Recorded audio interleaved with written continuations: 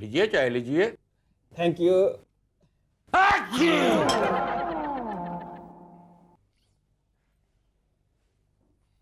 लीजिए। अरे नहीं लीजिए। अच्छा थैंक यू। इसकी क्या जरूरत है? अरे चाय तो पियेंगे ना। अरे वसीयत की क्या जरूरत है? मैं अपने चारों बेटों को अच्छी तरह से जानता हूँ। धंधुका का असली खून है। अगर वसीयत नहीं बनाई तो मेरे मरने के बाद तलवारें निकलेगी। ठीक है, तो फिर सारा मेरे नाम कर देना। उन तलवारों से तुम कट जाओगी। मेरी नसीबी ऐसी है, मुझे अभागन को न ससुराल में कुछ मिला न मैके में कुछ मिलेगा। अरे क्या खटपट लगा रखी है, अगर एक आध दाम भी वसीयत में कट गया ना फिर तलवारें सच्ची में चल जाएंगी। हाँ, ये तो कुछ भी नहीं।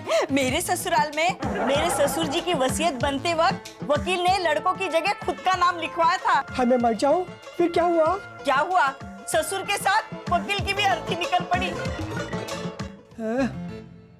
मेरा नाम क्या है? साहब आप बिल बनाइए ना। आप थोड़ी अपना नाम लिखने वाले हैं। मेरा नाम तो लिखना ही मत। ये बंगला में किसके नाम लिख दूं? ये बंगला मेरे बड़े बेटे धनु के नाम पे कर दो। नहीं पापा, धनु फिर तीनों भाइयों को धक्के मार के घर से बाहर निकाल देगा। तो फिर मनु के नाम पे कर दो। मनु भी तो वही करेगा पापा। तो आखिर सभी भाइयों की रगों में एक ही खानदान का खून बह रहा है ना। पर मैं बहरा नहीं हूँ। खून खून। हाँ, धंधुका का असली खून है। कंफर्म बह रहा है। तो फिर क्या करे? करे क्या?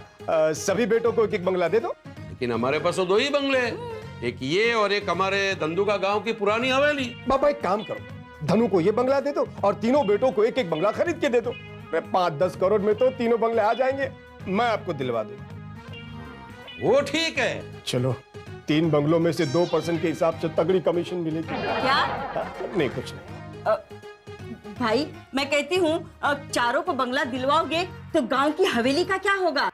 पापा गांव की हवेली आप अपने लिए रख लो, मैं उसकी देखभाल करूंगा। अरे मरने के बाद अगर धंधु का विजिट करोगे तो अपने खुद के बंगले में रहोगे।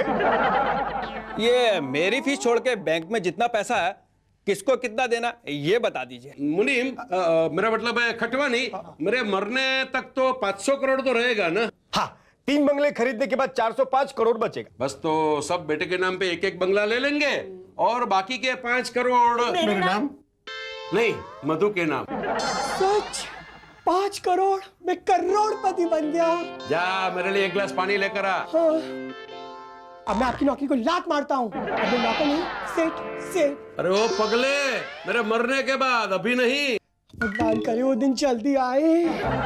रमणीक जी, कानूनी तौर पे जमीन जायदाद में जितना हिस्सा भाइयों का होता है उतना ही बहनों का होता है। वो ठरकी बहन, मेरा मतलब बक्की बहन और झमकू का तो कुछ भी नहीं है। हाँ क्यों नहीं, हमारे पास गांव में 80 एकड़ जमीन जो है। आपके पास गांव में 80 एकड़ जमीन है? तो अब तक किसी के ध्यान में आई नहीं होगी शायद। क्यों? वो मेरे नाम कर दो। नहीं, वो जमीन मैं बकी और जमकू के नाम पे करूंगा और गांव का पुराना मंदिर और पुरानी हवेली साकर के नाम पे। सच भाई?